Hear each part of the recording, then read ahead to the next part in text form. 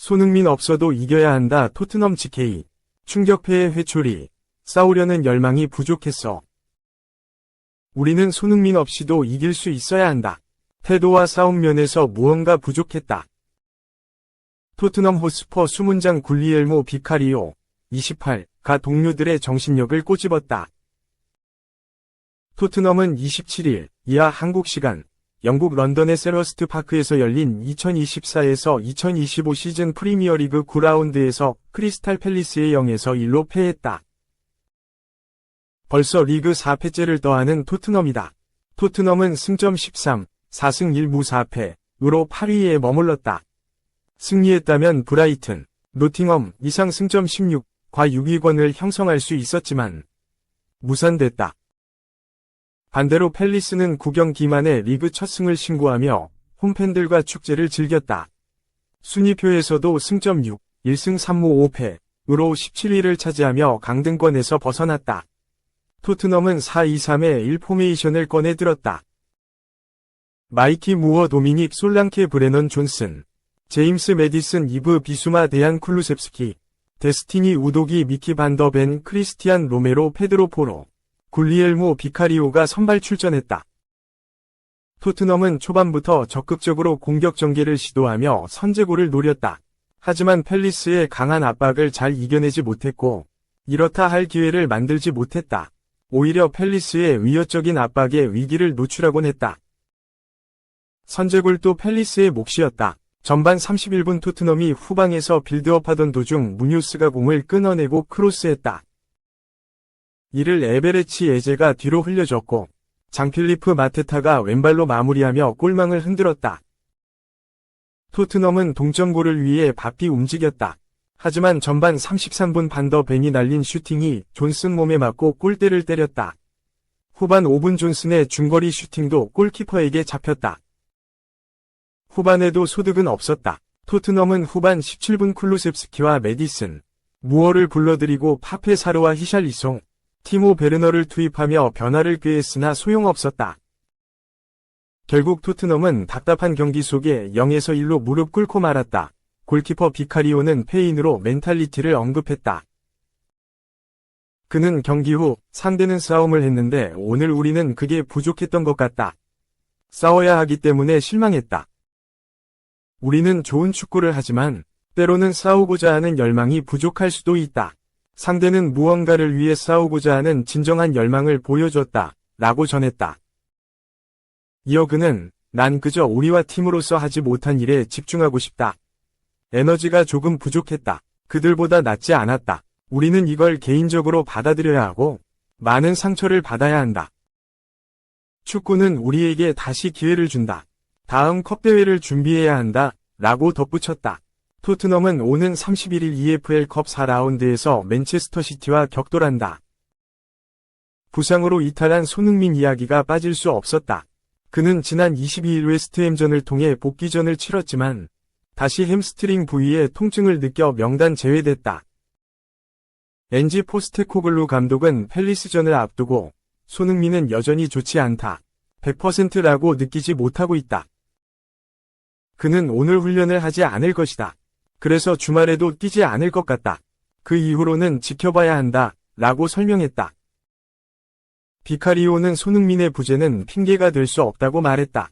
그는 손흥민은 주장이지만 우리는 큰 스쿼드를 갖고 있다. 손흥민의 부상에도 대처해야 한다. 우리는 손흥민 없이도 경기들을 이길 수 있어야 한다. 우리는 축구가 아니라 태도와 싸움에서 뭔가 부족했다. 라고 강조했다.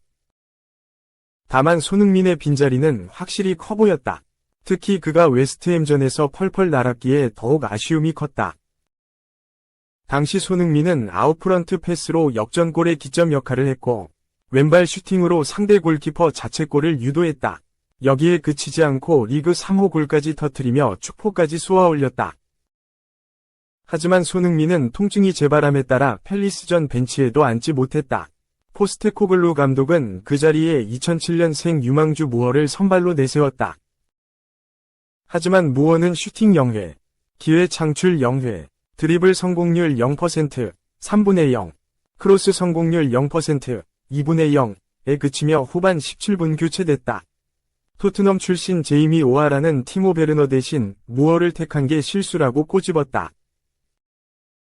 영국 BBC, 또 손흥민 공백을 절감했다. 매체는 전형적인 토트넘 경기력이라고 할 수 있다.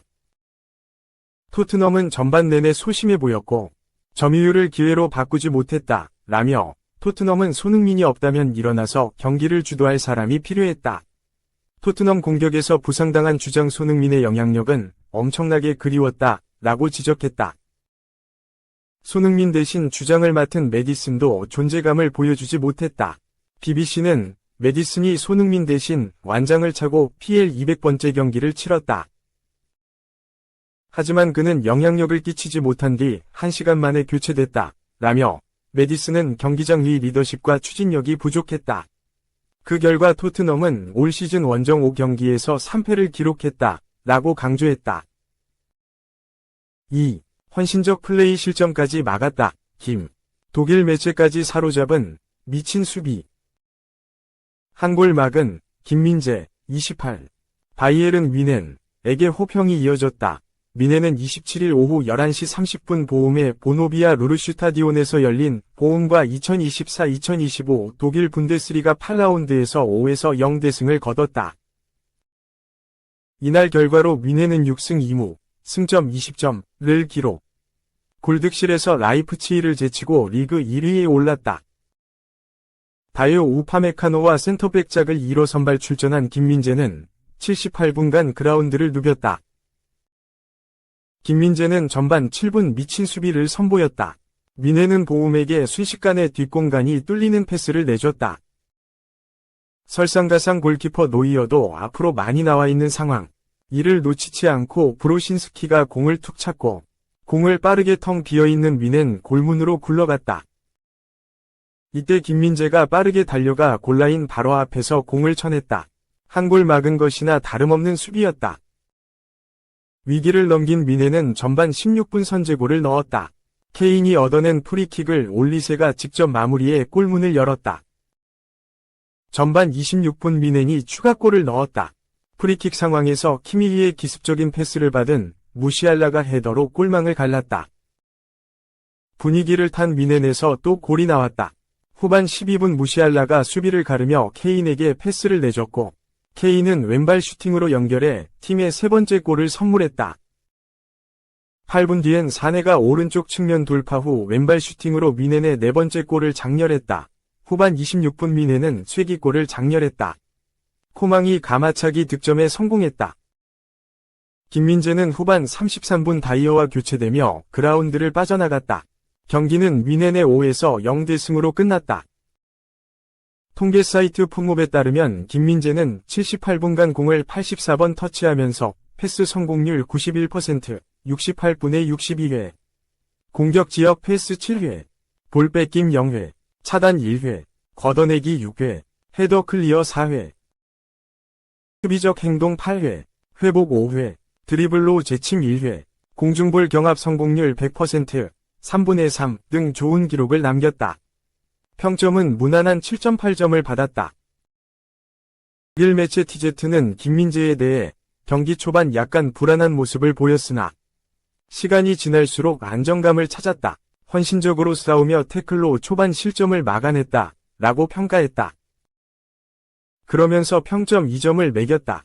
1에서 5점 사이로 평점을 주는 독일 매체에선 낮을수록 좋은 점수란 것을 의미한다.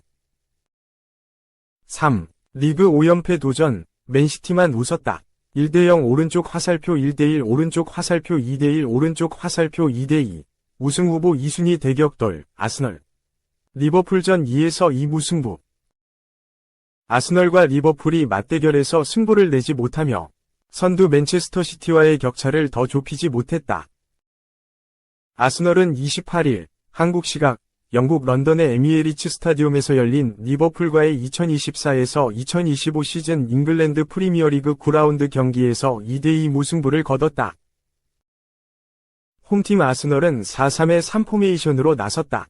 최전방에 부카요 사카, 카이 하베르츠, 가브리엘 마르티넬리, 중원은 레안드로 트로사르, 데클런 라이스, 미켈 메리노가 호흡을 맞췄다. 포백은 토마스 파티, 벤 화이트, 가브리엘 마갈량이스, 위리엔 팀버가 구성했다. 골키퍼 장갑은 다비드 라야가 꼈다.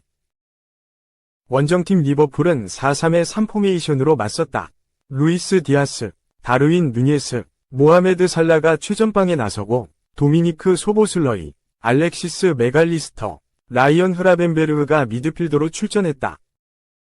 수비진은 앤드류 로버트슨, 버질 판다이크, 이브라히마 코나테, 트렌트 알렉산더 아놀드가 구축했다. 골문은 퀴빈 켈러어가 지켰다.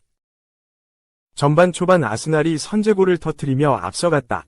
전반 9분 화이트의 롱패스를 페널티 박스 우측에서 받은 사카가 그대로 가까운 쪽 골문을 노린 강력한 왼발 슛으로 리버풀 골문을 갈랐다. 선제 실점한 리버풀도 반격에 나섰다. 전반 14분 사카의 패스를 받던 메리노가 실수를 범했고 이를 놓치지 않은 살라의 가마차기가 아쉽게도 골문을 벗어났다.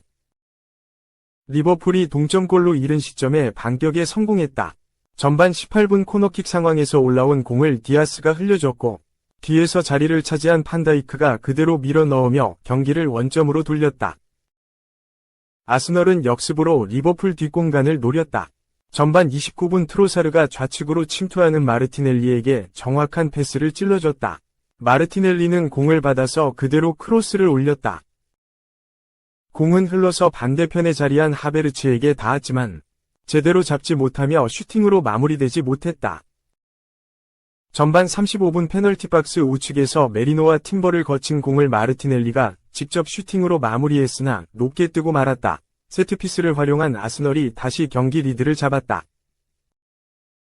전반 43분 페널티 박스 우측 먼 곳에서 올린 라이스의 프리킥이 그대로 문전 앞으로 향했고 메리노가 이를 밀어 넣으며 그대로 리버풀 골망을 흔들었다. VAR 판도까지 이뤄졌지만 결과는 바뀌지 않았다.